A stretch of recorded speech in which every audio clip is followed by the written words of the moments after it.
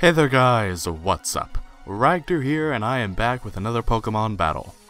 This is a particularly exciting battle that focuses around my Heatran. Now this team is a fun one.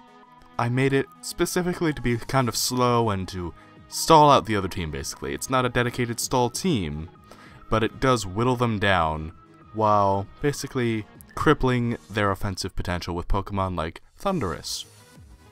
Now before we get into the battle, I have a question for you guys. Which legendary Pokemon is your favorite? It's hard for me to pick, but I love Suicune. Suicune is definitely one of my favorite Pokemon, and I think it's pretty hands down my favorite legendary. Now, we're gonna get into this battle. My opponent led with Ludicolo and Cresselia. I know immediately that this is going to be a Trick Room setup. That Ludicolo is going to fake out my Thundurus, Cresselia is going to go for the Trick Room.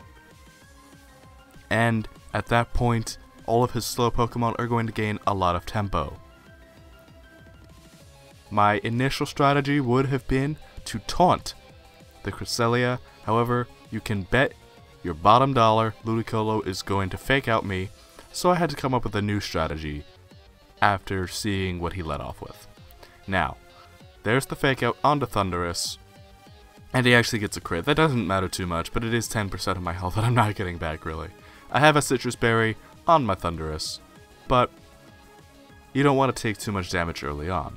Now, I hadn't thought about it until post. I went for the Ice Beam onto Ludicolo, but I could have Dragon Tailed the Cresselia. But what's done is done. Cresselia gets up its Trick Room and then goes for the Protect on the next turn, as I tried to Thunder Wave it basically to keep it from doing anything potentially harmful.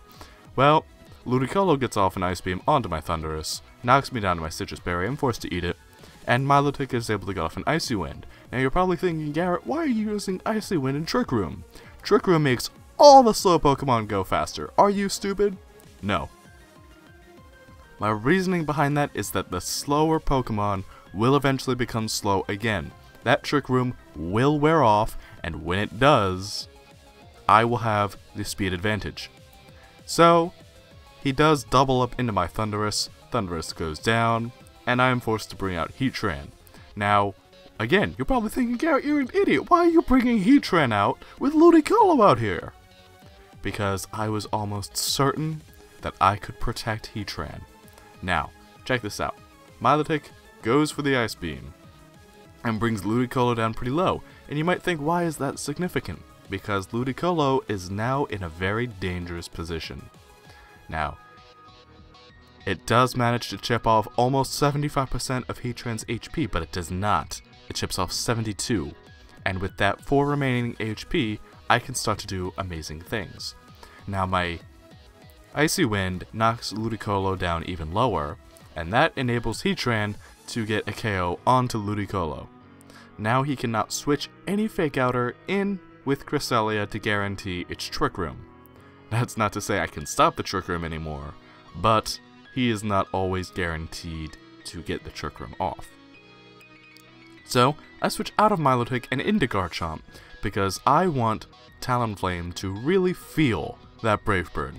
It gets the rough skin, it gets the recoil, and it's down a large chunk of its HP. And now, Heatran hides behind a substitute. This substitute is significant. Watch how long it takes him to break this substitute. So, Talonflame switches out, goes into Altaria. I assume he went into Altaria because he was expecting the Rock Slide, and he didn't want Talonflame to get annihilated. I can English. Well, Cresselia manages to drop my Garchomp with a Moonblast. And I am left in a very precarious position. I'm bringing Milotic back out here. You'll notice that I did not bring my Venusaur this time. I did not think with Ludicolo, not Ludicolo, with Cresselia, with Heatran and Talonflame, that bringing Venusaur would be very worth it. Now Cresselia sets up a light screen, Altaria goes for the Hyper Voice, and that pierces through the substitute.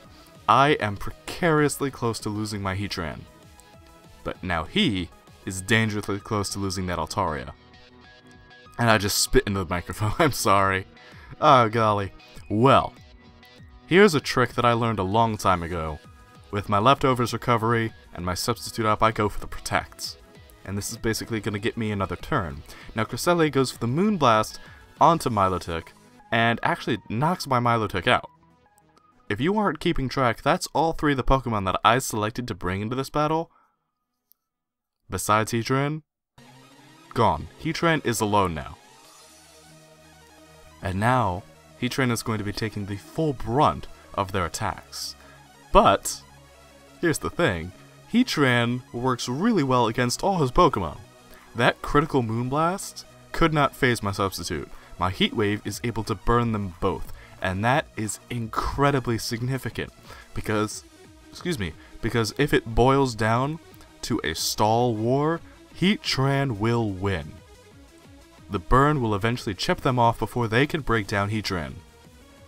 And that is because of my my leftovers recovery. Heatran can sit behind that substitute, I can protect, I will heal up, they will not. That Roost will only protect you so much when I pack a very powerful stab against your Altaria. Now Talonflame comes in, it doesn't take much from the Flash Cannon, but I don't need it to. I just need to sit back and wait. Again, Cresselia's Moonblast cannot pierce Heatran's substitute. The light screen wears off, and now all of Heatran's attacks are going to be doing maximum damage. However, not this turn because Talonflame hides behind the Protect. That's another Moonblast! They cannot get through Heatran's substitute. And if you're wondering why that is because Moonblast is a Fairy type move. And as a Fire and a Steel type, Heatran is doubly resistant to Fairy. Now, Altaria switches in and goes down. I don't know why he brought Altaria in. I assume he's really afraid of losing his Talonflame, but he just lost Altaria, who, to be fair, cannot do much against Heatran, but can at least hit it through its substitute, because all sound moves go through substitute, so Hyper Voice, you know, being something that you scream, will go through the substitute. Well, Talonflame's out here, and it goes for the Protect again. He's got my number, but I've got his, because I can lay into Talonflame all I want. And I know, for fact and for true, Cresselia cannot touch me. It finally breaks down my substitute. Do you know how many turns that substitute was up? I think it's 8. I think I had that substitute up for 8 turns. Now I go for the Protect, and this is basically going to get me a little more leftovers recovery. It's going to give me a little more room to breathe, and hopefully it will enable me to take a Brave Bird, which I know is coming, and then to get off another substitute that I can hide behind and wait out the rest of his attacks. So here comes the Brave Bird. Talonflame takes a bit from the recoil. I am still in a very safe position. I'm able to get off my substitute, and now watch as Cresselia struggles to break through it again. In fact, Cresselia is not going to get another chance. The burn that I inflicted all that time ago takes Cresselia out of the fight. And now it's one-on-one, Talonflame versus Heatran, and I'm sure you can imagine where this matchup goes. Talonflame takes a bit of recoil damage and goes down to the Flash Cannon. Heatran took out all 4 Pokemon by itself. It took out Ludicolo. It took out Mega Altaria. It took out Cresselia. It took out Talonflame.